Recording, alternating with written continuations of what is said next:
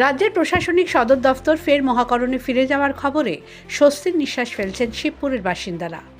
নবান্নকে ঘিরে কড়া নিরাপত্তা, ব্যারিকেড, যান নিয়ন্ত্রণে দীর্ঘদিন ধরেই ভোগান্তির শিকার হতে হচ্ছিল এখানকার মানুষকে।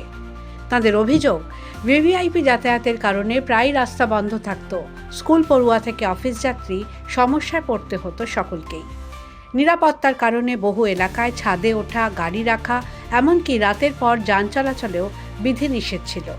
ফলে প্রশাসনিক সদর দফতর সরে যাওয়ার খবরে খুশি এলাকার মানুষ। নবান্ন এখান থেকে ব্যবস্থা যে উঠে যাচ্ছে তাতে আমাদের অসুবিধে কিছু নেই, সুবিধেই হবে বরঞ্চ। এখান থেকে সাইকেল নিয়ে যাওয়ার সময় 9টার পরে সাইকেল চালানো যাবে না, 10টার পরে রিক্সা চালানো যাবে না, 11টার পরে বাইক চালানো যাবে না। এদিক থেকে ওদিক যাওয়ার জন্য আমাকে 1 কিলোমিটার ঘুরে যেতে হবে।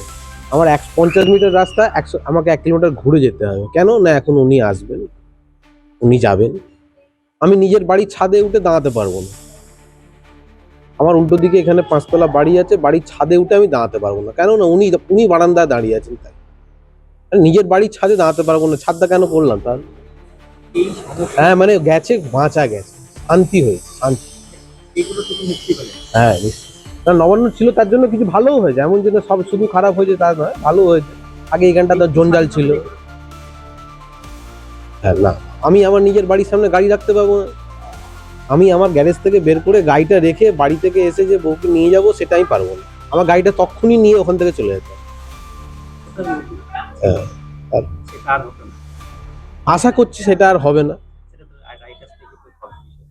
রাইটার্স থেকে হলেও এখানে তো আর সবকিছু কি হবে সেটা এক্ষুনি বলা যাচ্ছে না। আমরা আশা করছি যে এইসব আর কিছু হবে না, আমরা শান্তিতে থাকবো। নিজের বাড়ির সামনে গাড়ি রেখে আমাকে যদি বাড়িতে ঢুকতে হয় তাতে আমার কোনো অসুবিধা হবে না যে পুলিশ এসে বলবে যে গাড়িটা সরিয়ে নিন। যে অঞ্চলটায় দাঁড়িয়ে এটা জিজ্ঞেস করছেন, সেই অঞ্চলটা কোনোদিনই সেরকমভাবে সিকিউরিটির অভাবে কিছু ভোগেনি। আমাদের এখানে কোনোদিনই সিকিউরিটি জোন লাগবেই এরকম কোনো ব্যাপার ছিল না। নবান্ন হওয়ার পর থেকে সিকিউরিটি বেড়েছে, আমরা এমনি অনেক সুবিধাও পেয়েছি। সিকিউরিটির জন্য অনেক সুবিধা পেয়েছি, আর সিকিউরিটি চলে গেলে আমাদের প্রচুর অসুবিধা হবে এরকম কোনো ব্যাপার নেই। হ্যাঁ, যেমন ছিল তেমনই থাকবে। এই অঞ্চলটার ব্যাপারে আমি বলতে পারি। আর আপনাদের কি চ্যানেল আমি জানি না, যে কোনো চ্যানেল হোক, একটাই জিনিস আমরা মানে যেটা চাই, অন্তত আমি আমার দিক থেকে বলতে চাই, সেটা হচ্ছে যে এলাকা ভিত্তিক সিকিউরিটি না বাড়িয়ে গোটা পশ্চিমবঙ্গে সিকিউরিটিটা বাড়ানো। এটা বর্তমান সরকারের কাছে একটা অনুরোধ, গোটা পশ্চিমবঙ্গে সিকিউরিটি বাড়ান যাতে পশ্চিমবঙ্গের লোক ভালো থাকে। নবান্ন আসার আগেও এখানে কোনো মারামারি, গোলমাল, হইচই এসব কিছুই হতো না। নবান্ন আসাতে সবাইকার মুখেও শুনেছি, আমিও এখানে, যেহেতু আমার পাশেই বাড়ি, যে আমাদের এখানে টাইট সিকিউরিটি। এই টাইট সিকিউরিটি আমাদের তাতে কি সুবিধে? টাইট সিকিউরিটি মন্ত্রিসভা, মন্ত্রীর লোকজন, পার্টিগতভাবে যারা রোজগার, মানে রোজগার বলবো না, যারা এখানে কাজে কর্মে আছে তাদের সুবিধে। আমাদের বরঞ্চ অনেক অসুবিধে হয়ে গেছে। এখানে একটা ঘটনা ঘটে যাওয়ার পরে